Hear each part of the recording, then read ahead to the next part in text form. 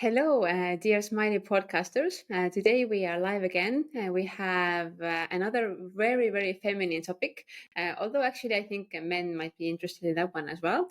Today we are going to talk about fashion industry and how to do email marketing in fashion industry.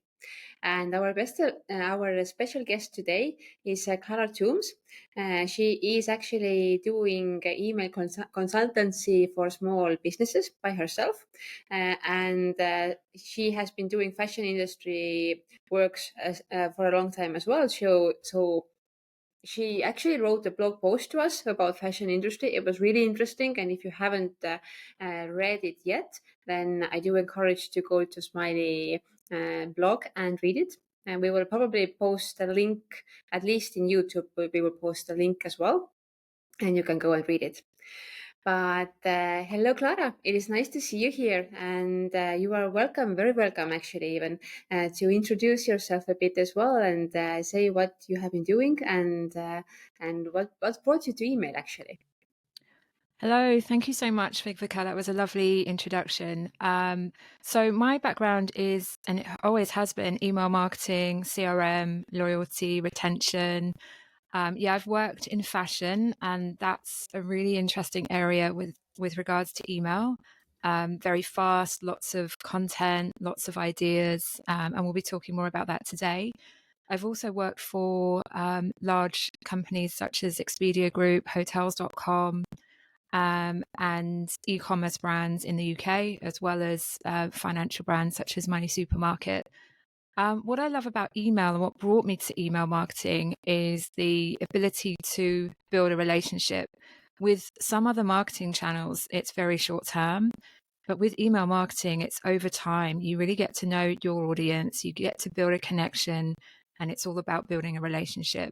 So that for me is what really appeals. Personally, I also like to learn people's minds and learn how they behave, and email marketing is really that kind of marketing that gives me this opportunity to learn, like how do they answer to some questions, or how do they read some emails, and what kind of reactions do they get, and this is also really fun to find out. It really is. There's so much insight we can gain from email marketing. So it just makes it such an interesting area. Yes, I totally agree. So I was listening to what kind of companies you have been working with, and the list was huge, and the names are huge. And today, as we are mostly going to talk about fashion industry, then my first question is, like, you have been doing email marketing in so many different industries.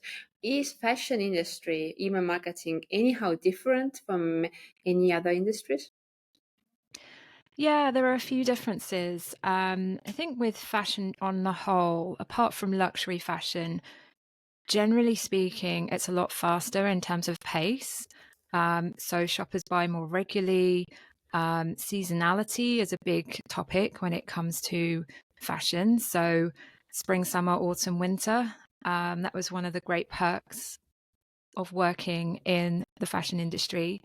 And with fashion, there's always a reason to buy something new. So it could be workwear, it could be occasion wear, you could be starting a new job.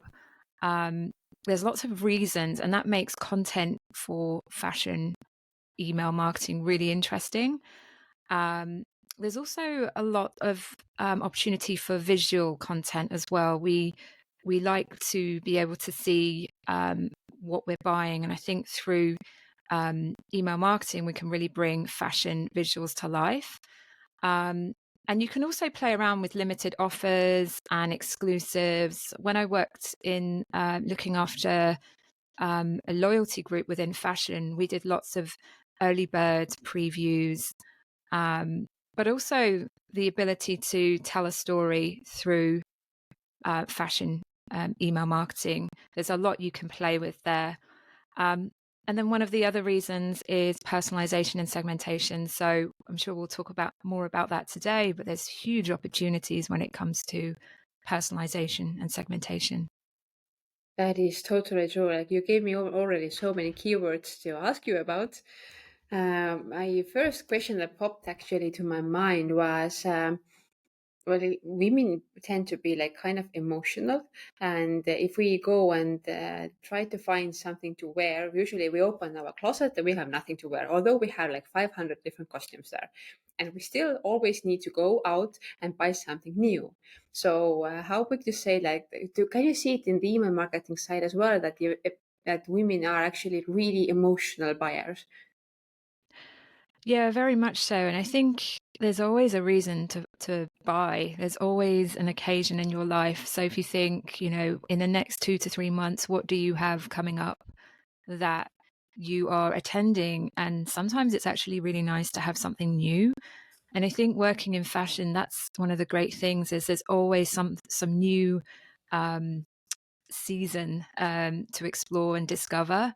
So it's a nice feeling when we buy something new for ourselves. And I think within the fashion industry, that's why it works so well, because we always want to be evolving our wardrobe and buying new clothes for ourselves, particularly, when it comes to payday, we want to treat ourselves. And that works really well when it comes to email marketing. Does it work the same for men? Do they actually are men also these emotional buyers, and when the payday is has already arrived, then they tend to go shopping, or don't they do this?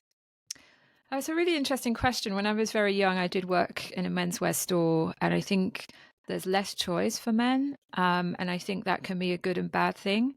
So it makes it easier, I think, in terms of what they want to buy. It's very much more straightforward. I think with women's wear, there's just so much choice. And there's opportunities to buy not just the dress, but the shoes or the scarf to match. So I think, yeah, there are probably similarities, but I think also differences in the sense that, and I'm massively generalizing, but with menswear, there tends to be less choice. That's true. Yes. I have two sons, and if I go shopping for my sons, then usually like you can choose between 5 t-shirts and 3 pants, and that's all you have. And then you go to the women's store, and there are just piles and piles of clothes you can choose from. So yeah, I do agree that men do have less choice. I hope it actually improves. Me too. Yeah, they also need this thing. You very kindly also mentioned segmentation and personalization, and to me, at least, it seems that especially in fashion industry, this is really crucial because I might not have the same taste as you have, or like person sitting next to me, she has a totally different taste. And if I see an email with pictures, obviously, and I see some dresses or pants or clothes that I feel myself wearing, I go to the shop, to the web shop, and check them out. But if the style doesn't match mine, then it's kind of highly unlikely that I will actually go and look at the web shop. So how do you get the style? How do you do the personalization, or what do you even personalize in the email? Like, do they make different pictures or just the text? So there's so many questions. Just Yeah. let's talk Yeah. about personalization. Yeah, definitely. It's such a big topic. So there's different ways, first of all, in how we collect the data. So the first is how we collect the data up front in terms of what um, the buyer or subscriber provides to us. So what we ask of them up front.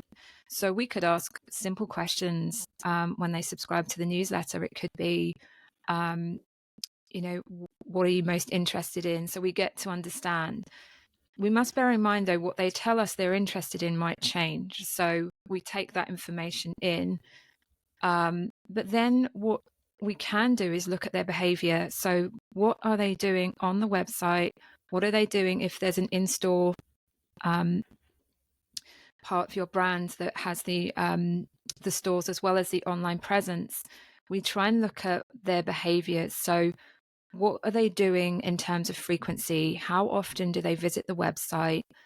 What do they buy as a category? So within fashion, you have categories. Are they buying shoes only? Are they browsing certain other categories? Are they buying certain preferences in terms of style, like only formal wear, only casual wear? We also want to look at how engaged they are in terms of email. So are they opening, are they clicking through, are they interacting with us on a regular basis? And then we look at whether they are loyal to us. So in terms of understanding how much they spend with us and how frequently. Now, how we use that data is we can take what we know about a particular customer and play back through email what we believe would be their next best action. So, for example, if we know that you buy workwear 3-4 times a year, we know that you're most likely going to want to see more workwear, but you might also be interested in formal wear. So there's upsell and cross-sell opportunities by using personalization. So recommendations engines have really taken this to the next level with some brands. Stitch Fix is one that I really like in terms of what they do, because they ask up front what my style preferences are, and then they give me very personalized content based on what I've submitted. So my emails from Stitch Fix will look very different to your emails because we have different style preferences. So personalization is very, very powerful if we use it in the right way. Lots of companies collect lots of data, but they don't necessarily use it in a productive or effective way, and it can get very complex. But I think if we really start to look at what data are we collecting and how can we take that purchase to the next level. So in fashion, we look at how frequently someone is buying and what their average order value is, and we look to stretch that to say, can we stretch 4 purchases to 5 in a year, for example. So personalization is very powerful, particularly in what we capture. We don't always have all the data that we'd like, but starting with what you do collect, you can really start to make that much more powerful for your subscribers. That was again really insightful. I have to tell you, I was making notes all the time because this is really, really good information. You were talking about upselling and cross-selling opportunities and how the AI is choosing what to show to some people, like what products to show in this email. Can you recommend some tools, or do you have some in-house tools for those AIs, or how is it done? Oh, it's a really good question. When I've worked in large companies such as within fashion and travel, we relied on recommendations engines to really drive incremental sales.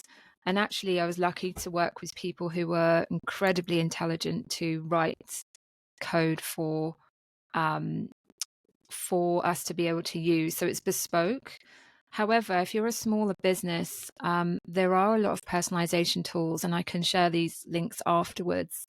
But in effect, before you even look at buying a tool, it's important to look at what you're already collecting in terms of data, because you could invest in these tools, but actually you don't have the right infrastructure in place.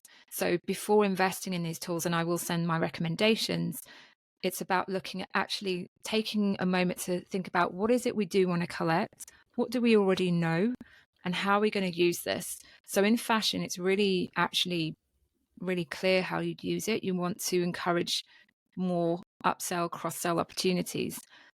But within your business, have a look at, what is it you already know and how could you use that data? You may not need a tool. But I think it's first of all good to do a bit of a check as to what you already have within your business, what data insights you already have. And then you can start to really take these tools to the next level. Mm-hmm. Yeah, yes. Probably also these tools need enough of data to actually make any kind of good algorithms to understand what are the purchase patterns that they should be looking for. So is there like before, if I go and try to find a tool for myself, should I have like at least some number of customers who are frequently buying, or can I just do it also when I have 20 customers who are frequently buying from me? Yeah, and this all depends on your business. But I worked recently with a vegan fashion brand and fairly small, starting out. I don't think it's ever too early to be looking at your data insights. It could be as simple as extracting your email marketing data into Excel as as a starting point. That your audience are taking, what kind of interactions they're having with you. If you find that you have low engagement, there's all sorts of things you need to be looking at. But first of all, look at the size of your audience. What are they doing? How frequently are they purchasing? What are they purchasing? When are they purchasing? Is it that you find that certain points in the year are really successful for you? Or is it that when you run a sale, no surprise, you're going to get more purchases? I think it's really important just to look at any data you have and don't worry if it's minimal. It starts to build a picture. The challenge can be connecting the dots between your website data, you might have an app, your email data. And I think as you start to become more sophisticated and as you grow as a business, it's useful to get a data analyst to have a look and help you understand and create a view. But in the beginning, there's a lot you can do yourself that doesn't require complexity. I think the first step is just being open to looking at your data and understanding what's currently going on.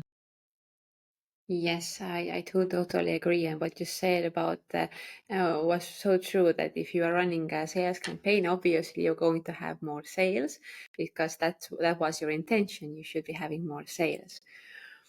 And do you have any specific tools or ideas how to see who actually bought from your website and what did they buy? Because email marketing is like, obviously it is actually individual and I can see who did what. But if they move on to the website, then already the tracking might become a bit more difficult because you need some additional tools probably to see who bought something and who didn't buy something. So my question actually is like, do you have any recommendations for that as well? Like, how can you use all this personalization in email, which is actually happening on the website?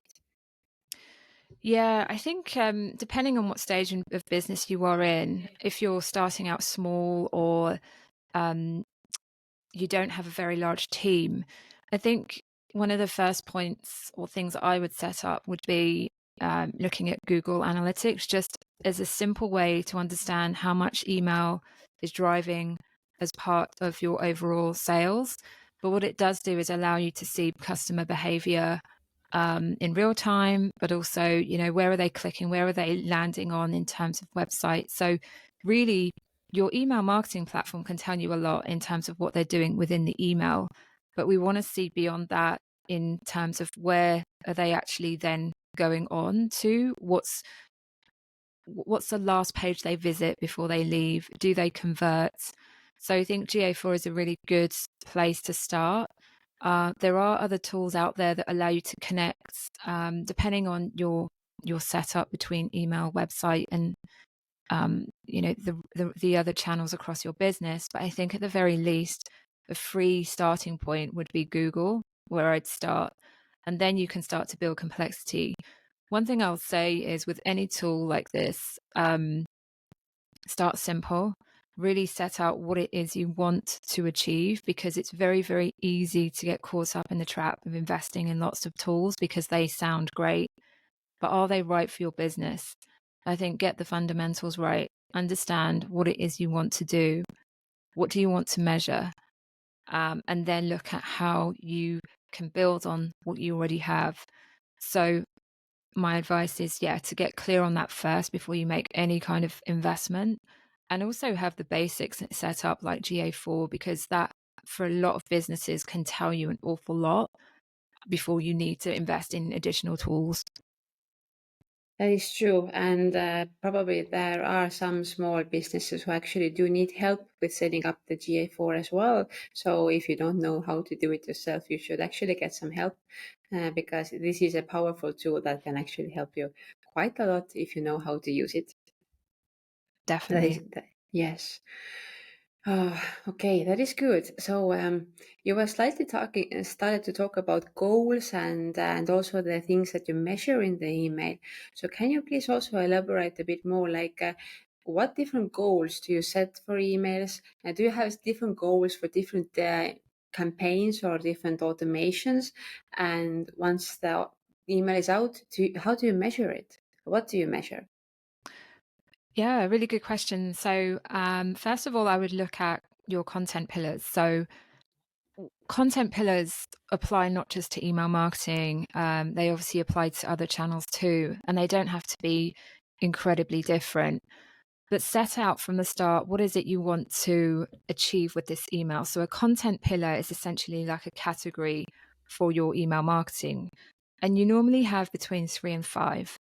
So, for fashion, for example, you might have a content pillar that is educational, and it talks really, you're talking about how to use your products and potentially services. So within, let's say, the vegan fashion space, it could be education in terms of understanding how our products are made.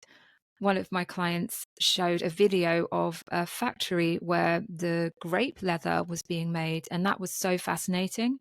And it made such a good email because, it's educational. The second pillar you can have is promotional. So this does what it says on the tin. It's very much about driving sales. Whereas your engagement, your educational pillar is more about driving clicks. So each pillar has a different goal. You might then have one that is for social proofing, testimonials, community, depending on if you have a loyalty program. And then this is also about maybe sharing the brand, sharing with your friends, building that loyalty, sharing on social, that kind of thing. So we want to be measuring each content pillar in a slightly different way. And in terms of what we're looking at here, so let's take the educational pillar, for example. We can include blog content in that. We're looking to see opens, clicks. Clicks for me is much more reliable. We're not necessarily expecting conversions in the educational content pillar. You might ask, why have a content pillar that's focused just on educational? And think about it this way. For a customer that's just bought from you, they may be happy with their product. They may not be ready to buy from you again. So this is a great way to nurture them until they are ready, to keep you front of mind as a brand to your customers and subscribers, but also to reveal new aspects of your brand that they may not have realized before. If you've released a new product, what a great way to demonstrate it by including a video in your next email or behind the scenes. So it's really important to get the balance between the content pillars right. A lot of businesses that I've seen anyway come to me and say, why does my sale email not work anymore? It's because you're only sending the sale email. You're not balancing with other content. So it's really important we get that right. And in terms of metrics, what do we look at? Well, we look at the standard metrics like open rate, click rate, conversions. But if we go specifically into fashion, we want to know that what that email has driven in terms of average order value. So of that email, are we seeing an increase? What about our segment performance? Are we seeing our loyalty customers perform? What are the results of our loyalty customers versus our lapsing customers? What about mobile? What does that look like on mobile? Are we improving performance on mobile? Now, all of these things are really important, but how are you going to know if they're working or not? Well, A/B testing is one of the best ways to do that. So it's really, really important that if you want to know whether your improving performance, you always have a control group. You always have a segment that essentially is the same content you would have sent anyway. And then your B, C, D, E variants, depending on how many you want to run, are the variants that you want to test. I would say, again, start simple. Maybe just do an A and a B variant. So, for example, if you want to try loyalty messaging, you could do variant A is just a standard email that you would have sent anyway. And variant B is with some loyalty messaging, and see which one drives an uplift in performance. It's one of the most exciting areas, I think, for email marketing, is to see that instant results. So within 7 days, you'll have a clear read of performance, but most opens, clicks, etc., all happen within 2, 3, 4 days. Yes, that is true. So you already went on to A/B testing, but at the content pillars, you also mentioned that the proportions of educational and promotional and social proofing emails is actually important. So is there like bulletproof proportions of how many educational emails should you send, or how many promotional ones, or does it depend actually the client profile? Yeah, really good questions. Yeah, it does depend on client profile. And I think let's start with where you are. So, first of all, let's benchmark what's currently happening, because in order to make improvements, we need to know where we are. So, for example, if we take a brand who is perhaps seeing a decline in performance, then I highly recommend looking at what you're currently doing. Are you currently just sending sales promotional emails? Are you seeing a decline in click rates? Are you seeing a high unsubscribe rate? That tells a lot. Are people marking your emails as spam? These are all red alerts. So we want to make sure that we're looking at where we are currently to form a benchmark. In terms of a mix, so I'm working with this at the moment in terms of defining content pillars for a client. And I'm suggesting we do more educational because they've been focusing on sales. Now, the only way I'm going to know for sure what the right balance is by testing. At the moment, I'm going in with about 50%, 50-50. But I feel that once we are in a good place, we can do less promotional and more educational. And we find that people are interacting and engaging with the educational pieces. So it really is a case of testing what's right for your business.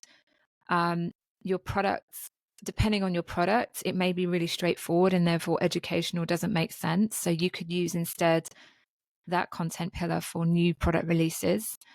I think it's just important to remain fresh and constantly having new ideas and new content ideas to share through email, because particularly within fashion, things move quickly and your audience want to see something new, something fresh. So yeah, it's important just to make sure you have something exciting planned out across your content pillars. Yes. Again, as a woman, I have so many questions right now to ask you. Well, first of all, I was thinking myself that if I think about my own purchase behaviors, then I am kind of loyal to some brands. Like there are some brands which I occasionally buy, and there are some brands which I'm really loyal to, and I'm looking forward to new collections, and I want to see that going to be happening in the new season, because I want to have a new coat, and then I'm gonna have a new bikini, and everything I buy from the same brand. And so it seems to me like actually, from my own perspective at least, fashion clients tend to be kind of loyal, or am I wrong? Yeah, there's a group of people within any business where you will have, and it depends how big this group is. It can be small, but the rule is usually that group of people are worth much more than the rest of the base put together. And if you nurture those people in fashion, it's really, really important. And I think across any brand, but particularly in fashion, you can do extra things that can drive loyalty.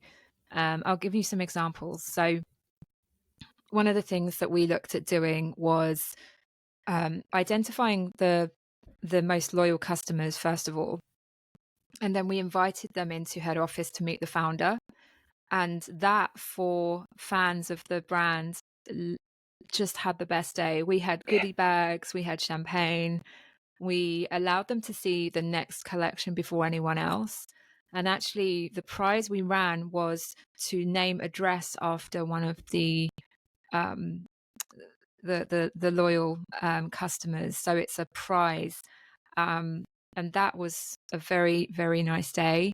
You don't get to meet the founder often of many businesses, and so this particular day was very special for those ladies, because they really felt that we spent time with them. They felt really part of the brand. They felt very special. And with the whole release of a new collection, it's very it's exciting, because even staff haven't seen it yet, and it's laid out in such a way that it's really traditionally just for press and for the industry. So as a loyal customer, that is very exciting. So that's something to consider if you are a fashion brand and you want to do something different for your loyal members. That is so true. And like, I literally have goosebumps all over my body just to think about, wow, somebody actually went through all this trouble, invited the people over. And yeah, that's amazing. I think from the email marketing side, I would assume at least that you would treat the loyal customers differently in emails as well. Am I correct? Yeah, absolutely. So I worked for Monsoon Accessorize, and we had a loyalty program which I managed. And one of the great things about that, the beauty of that, was we had extra data we collected.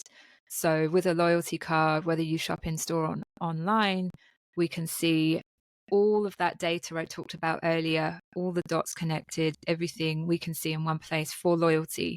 So one of the things we did was, at a very basic level, we would have a different template for loyalty members.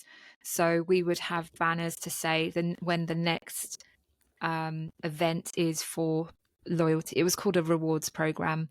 When the next rewards program event was on, it would be very much focused on encouraging that next spending opportunity. For the non-loyal members, we had a different template, and it would be about encouraging them to sign up. So again, very basic segmentation here in the beginning, and that we started to get more sophisticated. But if you're starting out as a business, or you're fairly small and you don't have the resources, I would suggest, if you do have a loyalty program, to do some simple segmentation just to recognize those loyal members. And you also have this thing that happens with the non-members, is they have this fear of missing out. They have FOMO because they want to be part of this amazing group. If you've done your marketing right, you'll start to see that more people join your loyalty program. And it's about driving that feeling of, oh, I want to be part of that exclusive group. Tell me more. I want to be in. So that's how you can do it, by, driving curiosity and encouraging non-members to want to be a member. Yeah, loyalty can drive a lot of value, and through email, it's such a great way. They work so well together. Yes, totally agree. And I think this is a really, really good approach. I love the one thing that you said, that for the non-loyal customers, you should try to convert them into loyal ones. That's so simple, but so genius. Definitely. Yes, Such a good opportunity. yes. Um, so, one of the questions that I really, really, really want to ask you is pictures in emails. Like, you can't do fashion without pictures. Am I correct? Absolutely. Yeah, absolutely. You need the more visuals are so important in fashion. So important. So um we used it to tell a story, and even if you don't have big budgets, it can really help bring to life your products. So you can have product only shots, but I'd also have lifestyle shots as well. So let's say you're a fashion bag brands, or you want to show these products with your model. So, essentially lifestyle shots that show how someone would wear this bag. You want it to be aspirational, depending on your brand, and the kind of price points you offer. But it's such a great way to tell a story through email.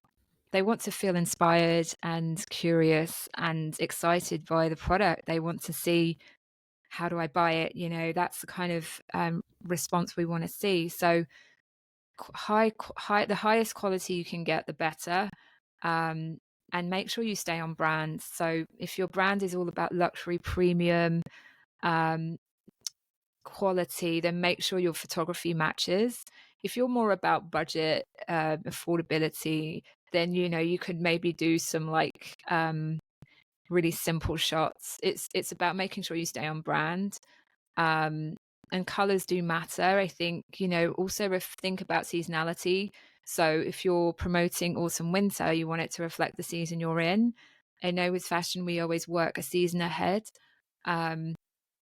So think about that when you're delivering through email.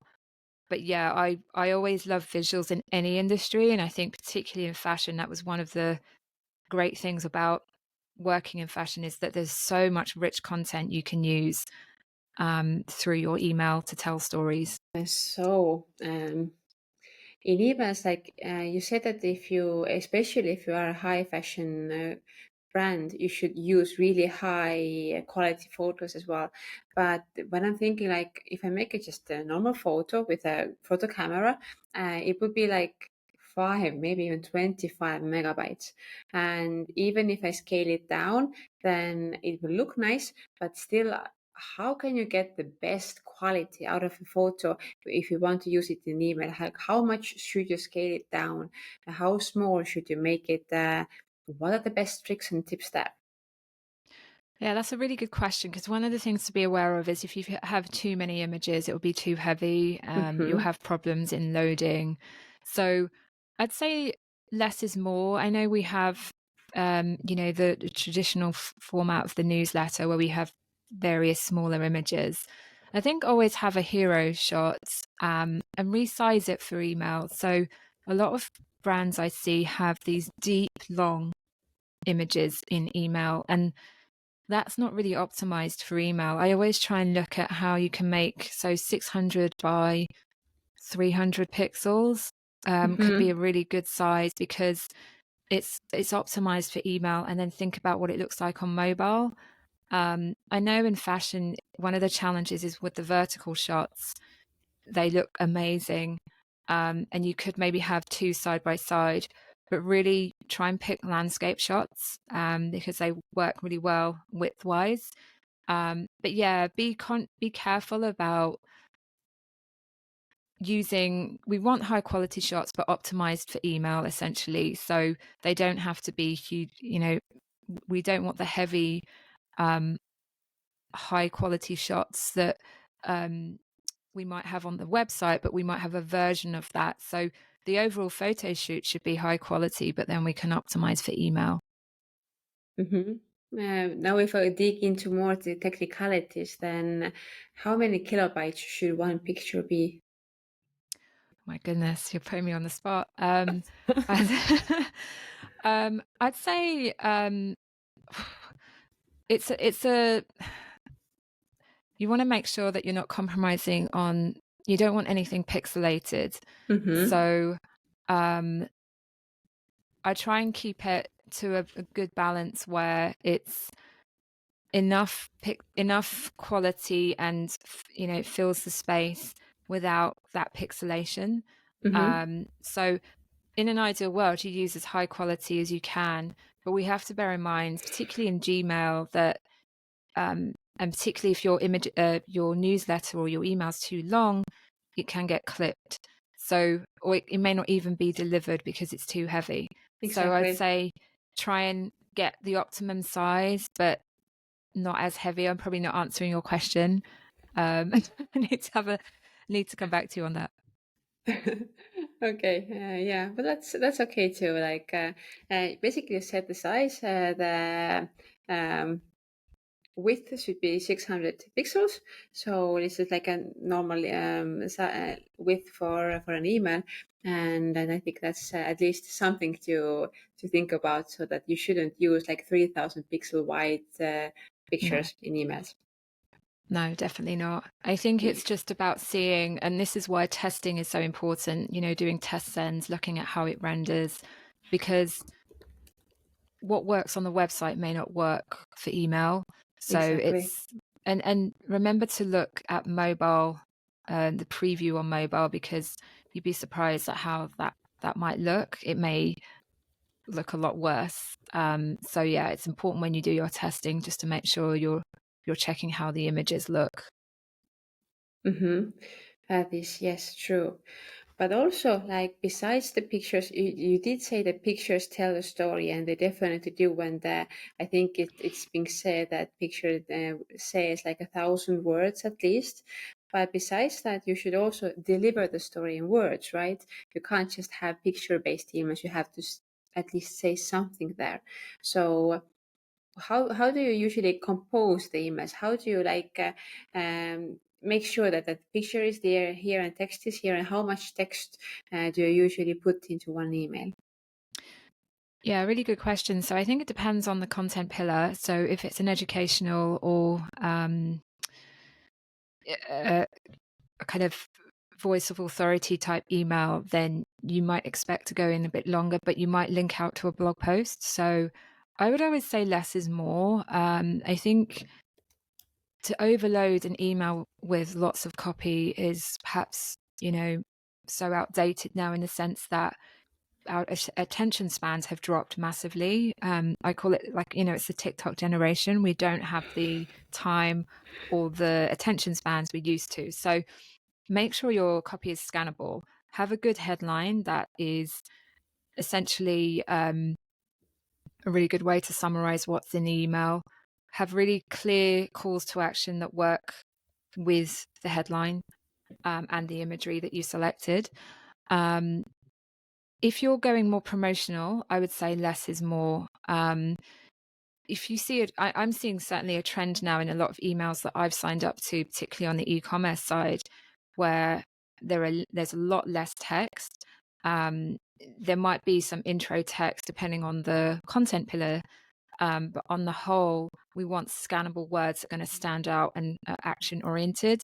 So with a call to action, I'm seeing a lot more focus on an image and a call to action with a good headline. So I'm seeing I'm seeing less text overall. I think if you do have text, it's about being clear, what do you want that person to do? What is the purpose of the email? Why are you including this text? What will it lead to? And I think for long form content, always link out. We want to drive clicks. So make sure that you have a clear call to action to link out to your blog post or your article or your podcast. It's I think gone are the days of long form content in email. Yeah, I personally, I do agree with you, and especially in fashion, the pictures say so much. So that was also a useful tip.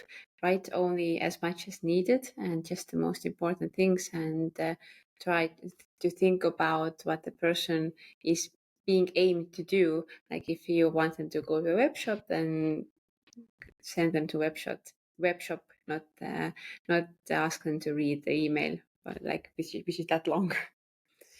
That is good. Yes. You mentioned that in fashion industry there are seasons, and you always have to think of the next season. How do you get yourself into the mood? Like right now, we are talking basically end of summer season, and soon it will be winter. So how do you tune yourself into a winter season? Like there is summer outside, it's warm, it's nice, and now you have to think about winter, and I have to think about snow and being cold. How do you do that? Yeah, it's a really good question. I think it helps when you're in an environment where everyone's working on the same season. So you're all working towards autumn, winter when it's summer. and you're already thinking about Christmas and Black Friday, all of those things. So I feel for anyone in retail who's already working on Black Friday, because I've been there. It's it's yeah, an interesting time. I think for me, I have Pinterest boards that help me get back into the kind of spirit of that season. So I look at, Christmas type imagery.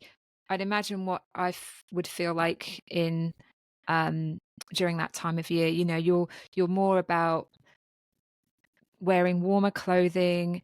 You want comfort. You want to be warm. You might be going for like Christmas dinners, parties, that kind of thing. So it's really thinking, and actually we haven't talked about it today, but it's thinking about that persona of who you're writing for in the first place, and Mm-hmm. thinking about what she or he would be doing. So that's how I get into the mindset. But it starts with the persona. What would they be doing? Monsoon accessorize, and I also then introduce that in following companies. But for example, let's say her name's Julie. What would Julie be doing now? Would she be taking her kids to school? Would she be shopping with her friends? Would she be going on a winter break with her partner? Like, we need to be getting into her world and what she's doing. So really it starts with, who is it you're creating content for, and what are they doing? What will they be doing during this time? Would they be planning trips to the theatre with their friends? Would they be wearing their warm coats? This helps us write content for those fashion brands. Yes, totally agree. Personas are so important, and if you are planning to write anything, it makes it so much more easier to know who you are writing to, because then you can put yourself in the other person's perspective and actually write what is important for them. So yes, Definitely. that is, personas are really important, and yes, we actually didn't talk much about that today. But as we are already talking about it, then how many personas do you usually have for one brand? Yeah, it's a really good question. So first of all, I would start with your most loyal um, customers. So who are they, and give them a name. And actually, they're really your biggest priority, right? You want to keep them very happy. You want to know everything about them. You want to know how you can get more Julies, for example.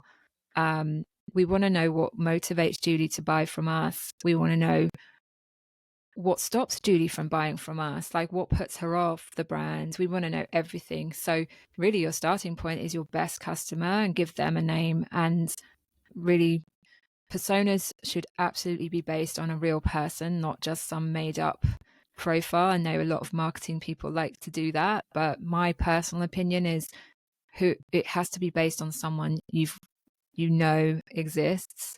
On the service-based side of things, just very briefly, think about who you've worked with before that you enjoy working with. But in the fashion space, really think about, what does that ideal customer look like? And, have you met her? Have you actually spent time with your ideal customer? And if you haven't, and you can do, I would 100% recommend it. It's such an eye opener. It really is. I used to, even though I worked at head office, I would spend time visiting some of the London stores and actually speaking to customers. It's such a useful, insightful part of the job, because you really get to know the customer inside out. And you get feedback instantly, whether it's good or bad. It's really great opportunity. For the rest of the base, I would split into a very basic segmentation. I would split into your actives and then maybe your lapsed. So you can give these two groups names. It really depends on how you want to segment your audience, but I would give them names because we want to write for that particular persona. So for the lapsing customers, let's say their name is Anne, we would try and get inside the mind of Anne and what's going on for her. Why has she stopped buying with us? What's going on? What can we do to tempt her back? And when we understand a bit more about Anne, and even we can survey more Annes to find out, what's made you stop. It could be something as simple as, oh, your competitor has a better sale, or, it could be anything, but really we don't know. And that's why we want to get to know what's happening for Anne. And then you have the active. So these are people who are fairly active with you, but they could, let's say they buy only twice a year and you want them to buy 3 or 4 times a year. We want to understand, how can we get you to come back more often? So again, you could give them a name like Sally. And the reason why I think giving them a name really helps is because you bring them to life. And when I've had teams over the years and I've given names to our personas, I would ask them, what would Julie say? What would Julie do? Why isn't Julie buying from us right now? What can you say in that email to persuade Julie to buy from us? And it really helps your team members to write exactly the right content for that particular persona. So I'm a big, big advocate of basing a persona on a real life customer or client, because, yeah, you can really start to get much more under the skin of that customer and really get to know what they're struggling with and what they love about your brand and what they perhaps are, not such a big fan of. Yes. Once again, I agree with you. I've done the same exercise with some of my clients to name the personas, and it makes it so much more real, and it's so much more easier to think about them. Now, my next question might be maybe tricky, but let's see how it goes.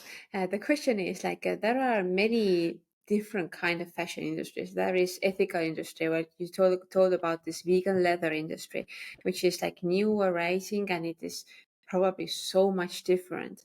Then there is high-end fashion, which is expensive, which is hard to get, and this is exclusive.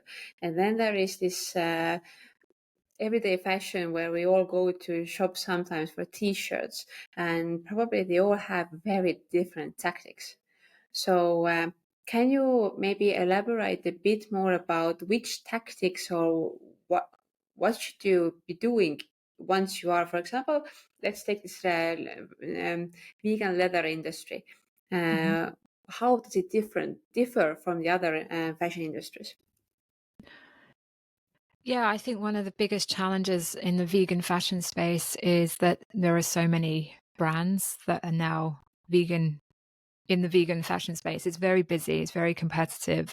And I think it's really important to, first of all, understand who is it you're targeting. I know you'll be, as a vegan fashion brand, you're going to be thinking about the people that care about sustainability. But then we want to think about what's different about your product. Why would they buy from you versus another vegan fashion brand? There's so many. You only have to go on Instagram and they're all tripping over to try and get your attention. And what I like about the vegan fashion brand I worked with is she spent a lot of time creating a unique way to develop this particular product. And that's what made her email content so rich, because she had these amazing videos from her factory. So think about what makes you different. Another vegan fashion brand, great, but what is different about you? Why would I buy from you over someone else? What is it? What steps have you taken to stand out, and what's different about you? Because your customers or your potential customers will be asking that question. Now think about the demographics of your target audience. Who is it you want to be focusing on? So look at their attitudes, their beliefs, their interests, their values. Because even within the vegan fashion space, there are different types of vegan fashion. At the very basic level, you've got just the plastics. But there are people that don't want to use plastic. So, is it more kind of high-end, ethically sourced material like the grape leather I mentioned earlier? So even within this particular category, think about the differences between attitudes, interests, behaviors. Look at trends as well. So look at, is there going to be more fashion conscious buyers out there? Are they going to be really interested in vegan fashion in the future? Maybe they don't own anything now, but they are very keen to buy their next big purchase. So look at trends, what's going on, not just in the country you're in, but more broadly. look at competitors. What are your competitors doing? And look at the industry as a whole. Is it growing? It's, I personally think there are so many vegan fashion brands. So one thing to do if you're a small business, and this is something I advised my client to do, is to partner with a collaborator who can really propel your brand forward. So collaboration with either an influencer or someone that aligns with your brand can really help move your business forward, because it's really noisy out there. There's a lot of people in that space. And I think having a really good email setup can really help you, because once you get people on your list, they are already interested in you and they want to hear more. So I'm always encouraging those smaller brands to build their list and, try and look at ways that you can continue to build your list automatically on autopilot while you continue to grow your business more broadly.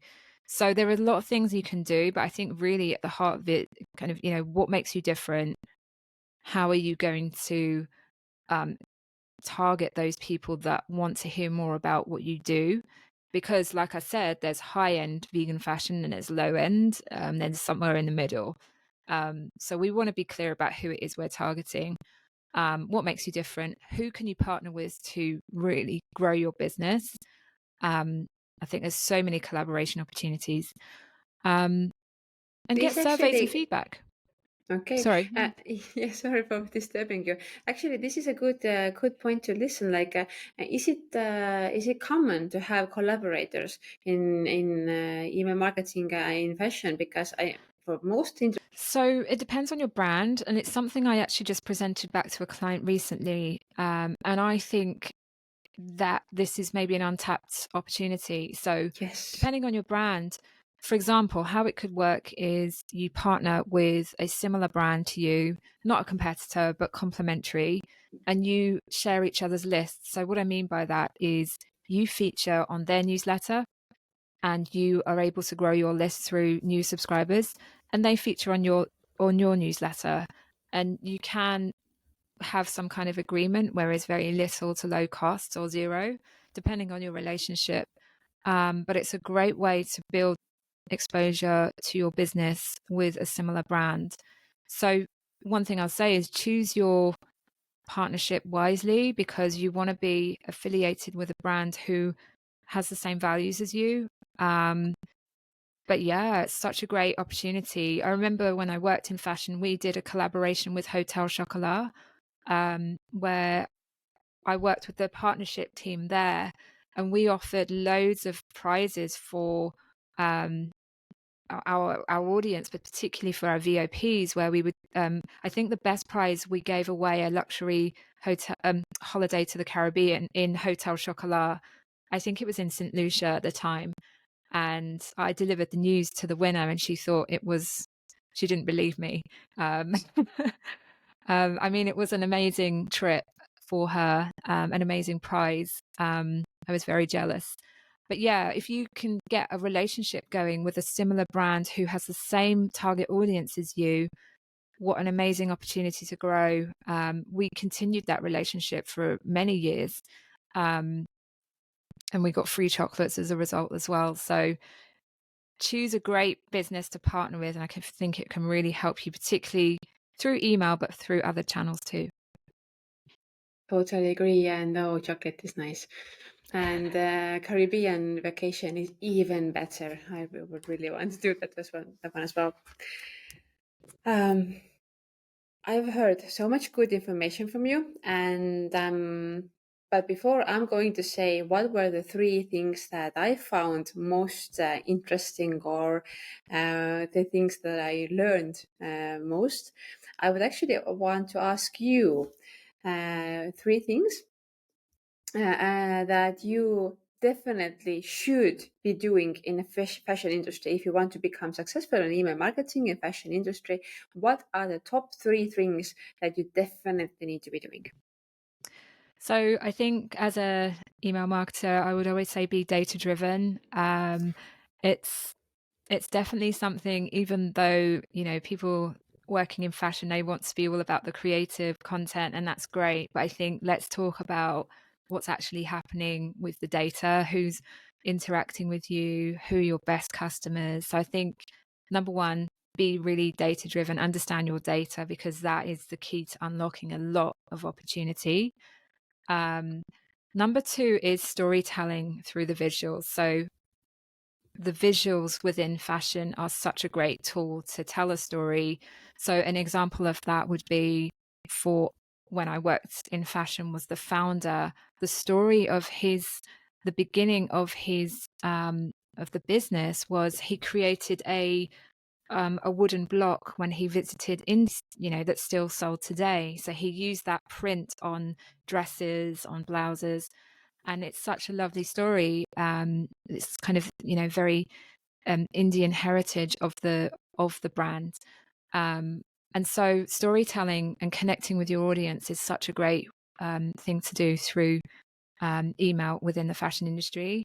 And then the third is really taking all of that, so the data, the storytelling, and how to personalize that content for your customers. And it could just even be, if you don't have the tools, the investment to put towards tools at the moment, just think about taking the top segment. So who is it that's interacting with you, and sharing with them maybe the fact that they've purchased from you recently. You can share with them a new product release or a sneak preview of something coming soon. Even that at a very basic level is highly, highly effective, because you're really looking after your loyal customers. And the more you nurture them, the more they're likely to come back to you, and the more they're likely to advocate for you and bring in other people to the business. So they're the three things. Really, really good things, and really like even mathematical people understand it, and also like the visual people like love it, because you have put together those two parts of brain, the visual part and the mathematical part. So yeah, I think it is a really, really good answer that you gave to me. Thank you. From my side, I would gladly like to tell you those three things that I have never heard anybody else saying before, and which I found the most valuable things that I heard from you today. And those three things are that, first of all, you were talking about loyal customers, that you need to nurture the ones, loyal customers, and you need to take care of them, because they are the ones who actually bring in the most of your revenue, which makes so much more sense. But the thing that was, well, what I said also before, is that it is so logical, but it is also so genius, is that you want to make those active customers and turn them into loyal ones. And you can do that very well with emails. So this was the first tip that was really, really useful to hear. And the second one, which I also find so good, and I also think it is so inspiring, is that try to spend time with your personas. Like, really find the time, go and talk to them, go to the shop and see how they do the shopping. Like, again, so easy thing to do, but we don't think about that. We think like marketeers that, yeah, we are sitting here, we know the customer, but actually we might not know everything. And this was really genius. Just go and talk to them. So yeah, that was the second thing.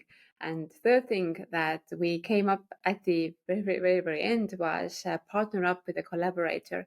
Again, something that I don't know that many fields actually use it, but I find it so useful, and I really, really hope that it will become more popular to do collaborations within emails and with everything else as well, because you can actually get the customers from other people's list just because you have similar interests or similar clients. So these were my three key takeaways. It was interesting, really interesting. Yes, so thank you very much, Clara, for joining in today. It was a lovely talk with you once again. Fashion is something really interesting for all of the women out here. Definitely. Yes. Definitely. Thank you so much for having me. It's been a really great session. Thank you. It was, and you gave us so much good information. So it was lovely to talk to you. And once again, I tell you that if you haven't read Clara's article yet, then you can find it on the blog. And I also heard that Clara is doing her own podcast sometimes. Yes, Yes. yes, yes. So you can go and listen to her podcast as well, because I'm pretty sure you will get even more useful information from her own podcast as well. Oh, thank you so much for having me. Thank you for joining us, and see you again next time. Bye bye.